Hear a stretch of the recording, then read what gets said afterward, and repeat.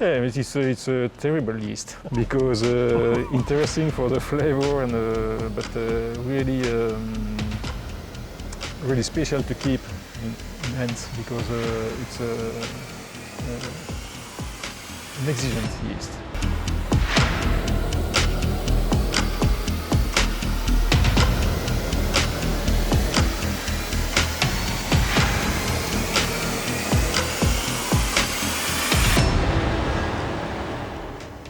Hello and welcome to the Gourmet Brewing Podcast. This season we're learning from leading brewers about their delicious beverages and how they created them. I'm your host, Doug Piper, speaker, cicerone, and international food and beverage judge. Today's featured guest is Olivier Didica. He's a fourth-generation manager of Saison Dupont. Now, he leads this iconic 180-year-old Belgian brewery, and he's been preserving his family's traditional brewing techniques for almost 30 years. Now, Brasserie Dupont was established in 1844 as a farmhouse brewery in Tourpes Belgium. Now, it's most known for its Saison, which is considered one of the best beers in the world. Now, in our podcast, we focus on this revered DuPont yeast strain and how the brewery also utilizes it best. Now, if you've learned anything while watching this video, or maybe you just like it, please be sure to hit that like and subscribe button, and especially the notification bell, because your views, your comments, and all your feedback really help the channel out immensely. And I'd also appreciate hearing your comments below about your experience with Saison Dupont's terrible yeast. Now, during our 18 minutes, we'll get to see inside Saison Dupont's fermenters, the importance of their shape, the recommended fermentation temperatures and profiles, why it's important for the bottles to lay on their sides during bottle conditioning, and also stay to the very end to hear why Olivier says the 750 bottles are really more delicious. Now let's join our discussion as Olivier describes his experiences with the Saison Dupont yeast. Terrible yeast because interesting for the flavor and but really really special to keep in hands because it's an exigent yeast. It's a what? Yeast that needs a lot of things to be Yes. able to work. Yes, needy. Yeah, that is the word. So everything regarding microbiology is done by my wife. We do all here in the brewery. It's quite important for us to keep this yeast here in the brewery.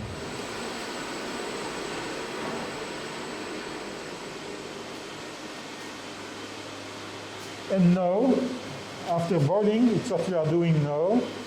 We centrifuge the wort, and the wort goes into fermentation vessel.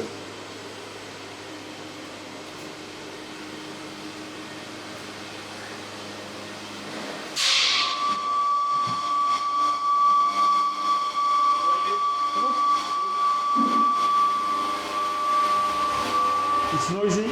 Yes.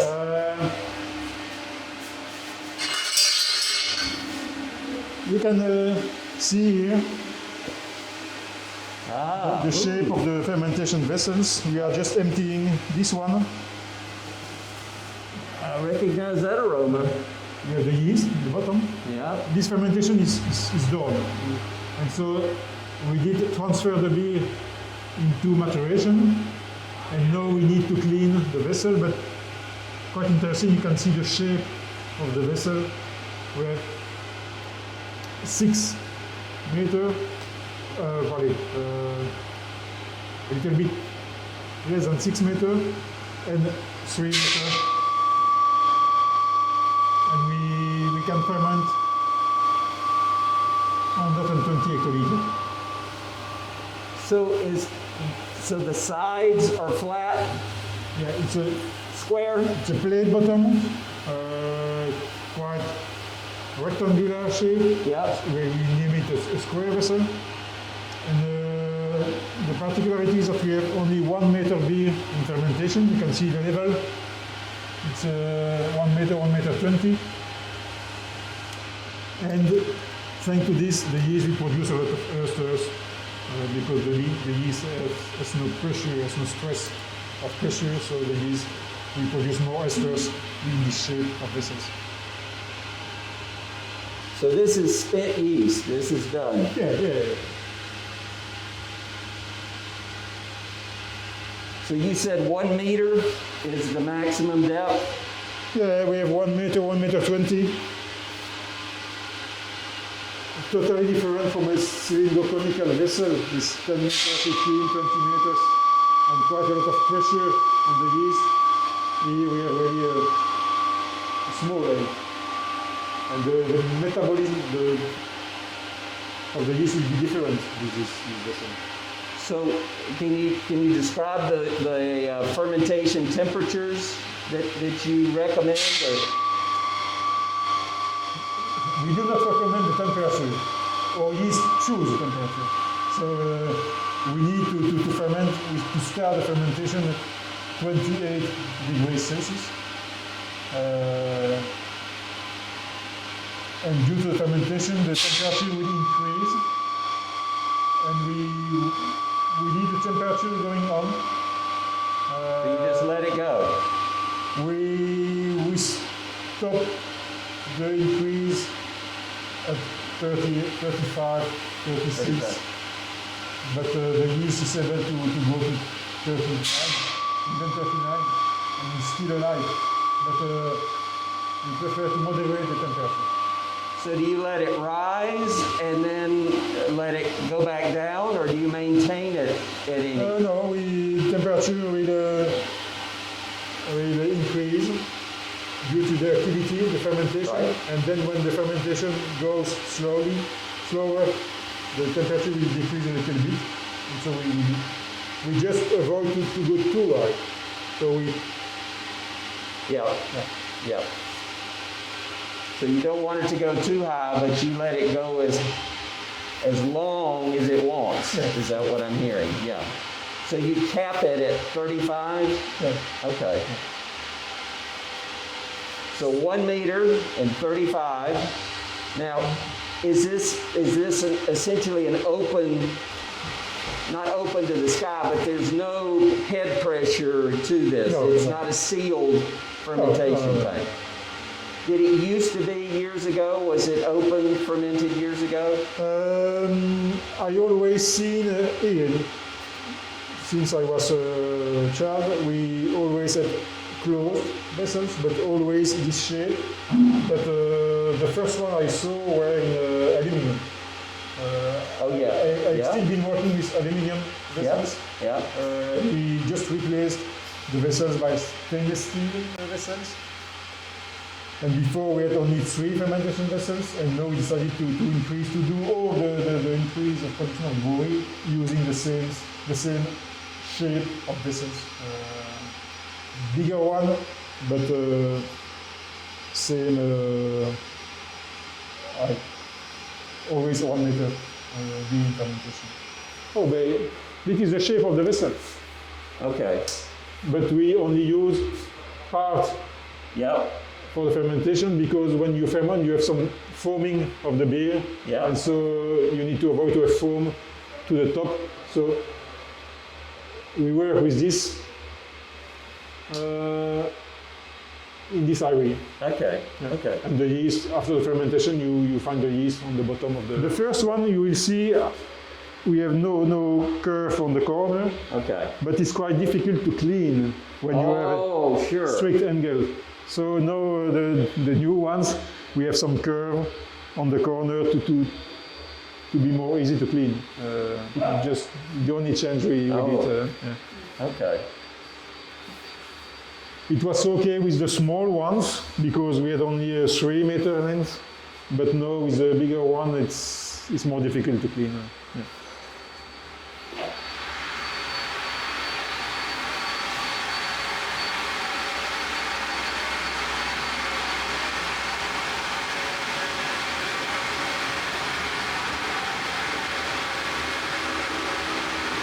that was the angle we had with the old one on the corner, a small angle, and now it's different.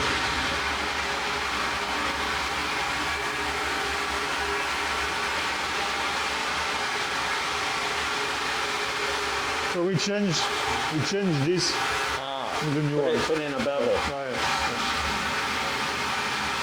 So that's not actively fermenting because there's no... It's the end of fermentation. Yeah. It's a brew of last week, and we are now finishing the fermentation, and So it's come down almost to normal until Friday, and then we go to maturation. This is for maturation, and for dry hopping, we put hop flowers in the vessel to have more taste.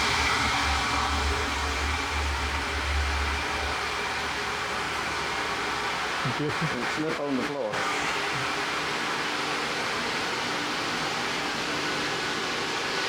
So 1 week fermentation, 1 or 2 weeks maturation, with some dry hopping for some beers.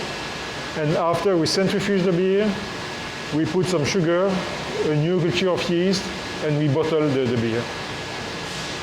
And then we have a second fermentation in the bottles during 6 weeks in the maturation rooms.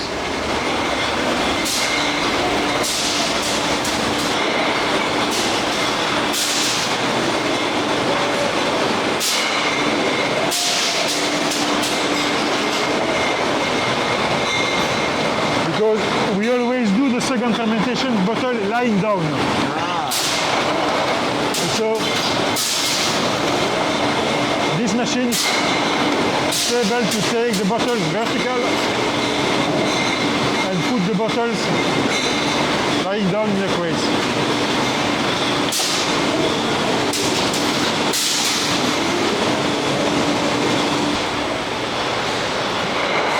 Thank you.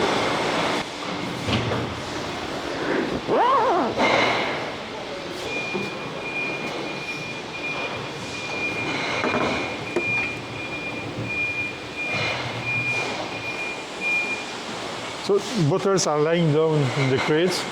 It's quite important because in order to have a good second fermentation in the bottle, we need this. Particularities that if you have the bottles lying down, you have quite a big airway between beer and gas. And so the yeast will be able to pick up the oxygen quite quickly in order to multiply it. And so we have a nice fermentation. The airway is really bigger here than if you work so. And it's why our yeast needs this position to do a correct fermentation. The yeast is able to work with bottles lying down, but the taste of the beer will be totally different. We have something more complex with this technique, and it's why we decided to buy a robot able to take the bottles vertical on the line and putting the bottles horizontal in the crates. So can we see the yeast? If you want to see the yeast, do so, and you can see the yeast in the bottom. And so we have also a big airway with the yeast, with the deposit of yeast on the bottles. So how long has this been in secondary fermentation? This one was bottled last week, last Wednesday, just 7 days. And the beer will stay here during 6 weeks before to be sold. The first day are quite important for the taste, and now we need some more maturation and oxygen, CO2 formation. Yeah. So what is the temperature of this room? 23 degrees Celsius.